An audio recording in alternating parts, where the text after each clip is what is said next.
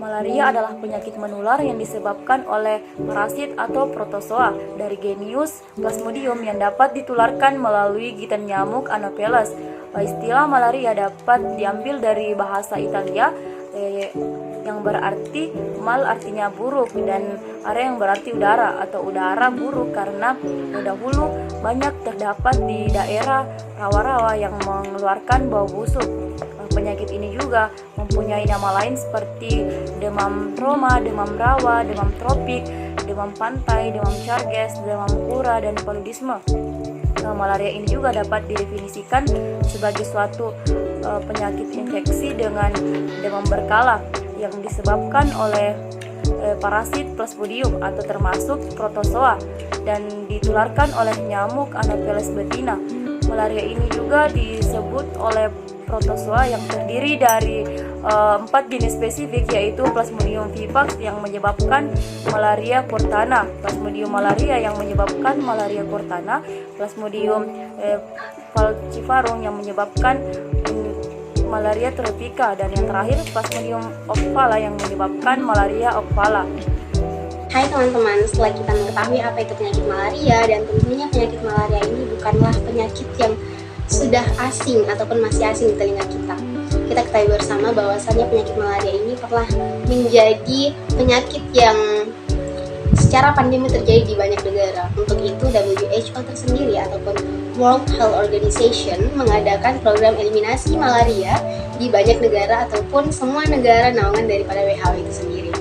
Kemudian kita akan menelisik lebih lanjut mengenai data epidemiologi malaria baik secara global maupun secara nasional di Indonesia.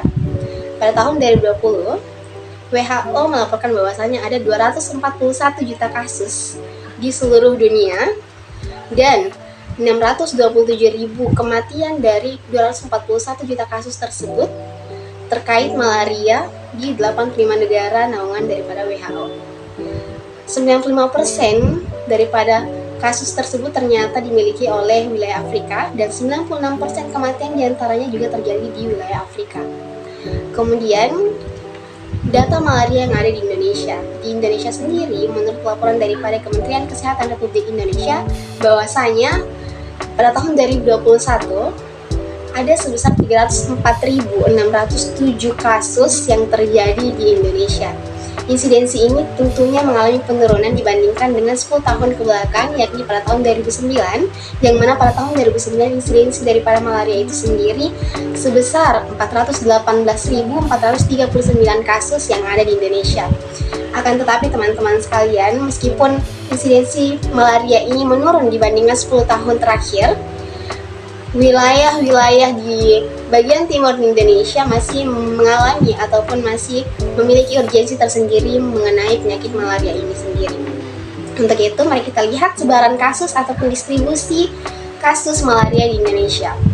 Untuk karakteristik wilayah, menurut laporan daripada Kemenkes RI pada tahun 2021 bahwasanya 81% dari jumlah kasus malaria di Indonesia ini banyak terjadi di wilayah Papua.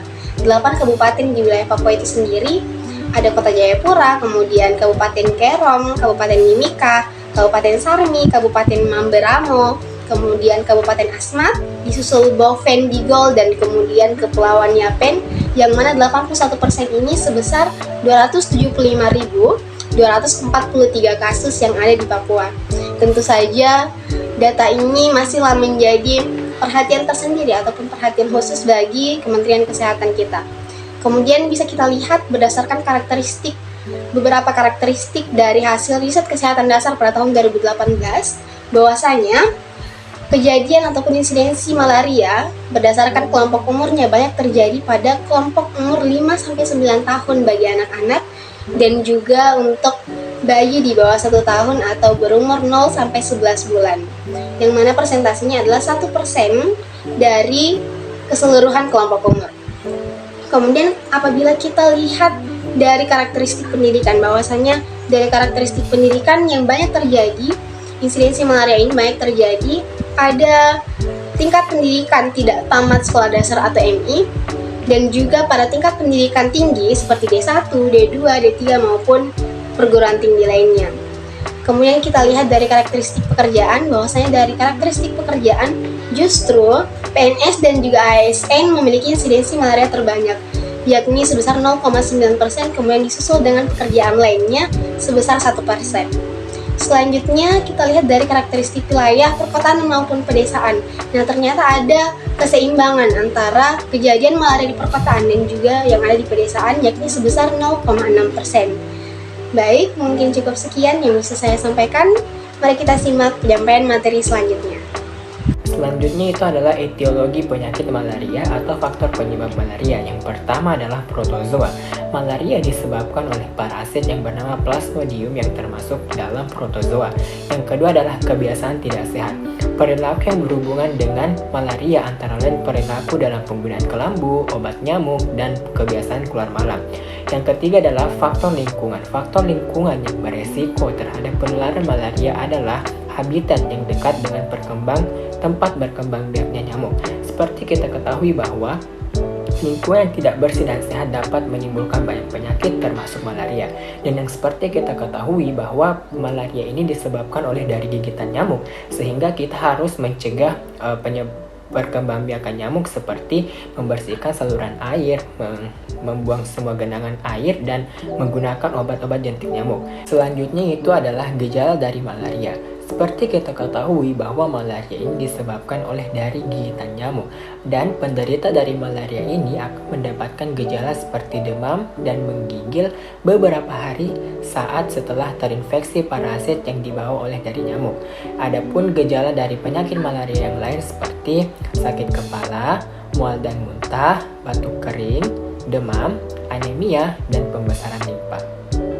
Penularan malaria mempengaruhi oleh banyak faktor. Faktor utamanya yaitu penularan parasit Plasmodium, manusia sebagai host, nyamuk Anopheles sebagai vektor penularnya, serta lingkungan hidup yang mempengaruhi faktor tersebut.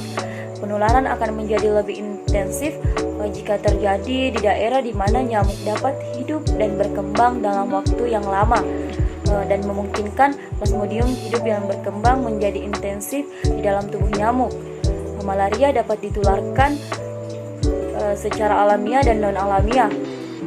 Penularan alamiah dapat ditularkan oleh nyamuk Anopheles yang mengandung Plasmodium secara langsung yang menggigit manusia. Sedangkan penularan non-alamiah terjadi karena manusia itu sudah terinfeksi malaria dan menularkannya pada bayi maupun orang lain melalui transfusi darah atau jarum suntik. Dengan kata lain, penularan yang terjadi secara langsung dari vektornya, sedangkan penularan non-alamiah ditularkan melalui perantara. Malaria dapat menginfeksi semua kelompok umur. Kelompok umur yang berisiko untuk terjadinya malaria yaitu bayi, anak balita, dan ibu hamil. Malaria pada umumnya ditularkan melalui gigitan nyamuk Anopheles yang mengisap darah untuk pertumbuhan telurnya. Umumnya Anopheles aktif menggigit pada malam hari. Pada saat menghisap darah manusia, air liur nyamuk yang mengandung parasit Plasmodium dalam stadion gametosit masuk ke dalam tubuh manusia dan membentuk stadium seksual gamet. Betina dan jantan akan bersatu menghasilkan protozoid berbentuk kista. Protozoid akan masuk ke dalam hati dan berkembang biak menjadi skison exoerythrocytic. Pada orang yang sensitif, hepatozoid pecah dan terjadi stadium aseksual atau merozoid dalam darah. 6-11 hari yang selanjutnya menjadi gametozoid selama 3-14 hari sesuai dengan spesies Plasmodium malaria. Baik, sini saya akan menjelaskan mengenai masa inkubasi. Masa inkubasi yaitu waktu antara gigitan nyamuk dan dimulainya gejala tergantung pada jenis parasit yang menginfeksi. Yang pertama yaitu malaria tropika, di mana masa inkubasi atau rentang waktu sejak parasit masuk sampai timbul gejala adalah 9-14 hari. Yang kedua adalah malaria tertiana, yaitu demam yang terjadi dengan selang waktu 2 hari dan memiliki masa inkubasi 12-17 hari. Yang ketiga adalah malaria Quartana, yaitu demam yang terjadi dengan selama waktu 3 hari dan memiliki masa inkubasi 18-40 hari. Dan yang terakhir adalah malaria ovale atau jenis malaria yang jarang dijumpai Indonesia. Tetapi banyak di bagian Afrika dan Pasifik Barat yang memiliki masa inkubasi 16-18 hari. Nah, selanjutnya saya akan menjelaskan mengenai pencegahan malaria. Sampai saat ini belum ada vaksin untuk mencegah malaria. Pengendalian nyamuk penular malaria juga merupakan upaya penting dalam mencegah malaria. Adapun upaya yang dapat dilakukan agar terhindar dari nyamuk malaria antara lain seperti menggunakan pakaian tertutup jika beraktivitas di luar rumah pada malam hari, tidur menggunakan kelambu, menggunakan insektisida anti nyamuk, membersihkan habitat potensial nyamuk, dan yang terakhir menutup ventilasi di setiap rumah. Dan yang terakhir yaitu penanganan malaria, di mana penanganan malaria yang dilakukan bagi setiap orang itu berbeda-beda tergantung pada jenis parasit yang menyebabkannya dan seberapa parah gejala malaria yang muncul, juga usia dari pasien tersebut. Adapun beberapa penanganan yang dapat dilakukan yaitu dengan meminum obat-obatan medis. Ketika pertama didiagnosis positif malaria, tenaga kesehatan akan memberikan obat yang wajib diminum sampai habis untuk mencegah Plasmodium menjadi kebal terhadap obat. Yang kedua yaitu melakukan perawatan di rumah sakit, yang dimana pengobatan dengan rawat inap di rumah sakit harus dilakukan pada pasien malaria berat. Dengan penanganan medis di rumah sakit, pasien bisa mendapatkan obat artesunate melalui suntikan dan infus. Yang terakhir yaitu minum obat-obatan alami. Selain dengan meminum obat-obatan medis dan rawat inap di rumah sakit, pengobatan penyakit malaria juga bisa dilakukan dengan memanfaatkan obat-obatan. Itulah tadi pemaparan mengenai penyakit malaria dari kelompok kami. Kurang dan lebihnya mohon dimaafkan. Wassalamualaikum warahmatullahi wabarakatuh.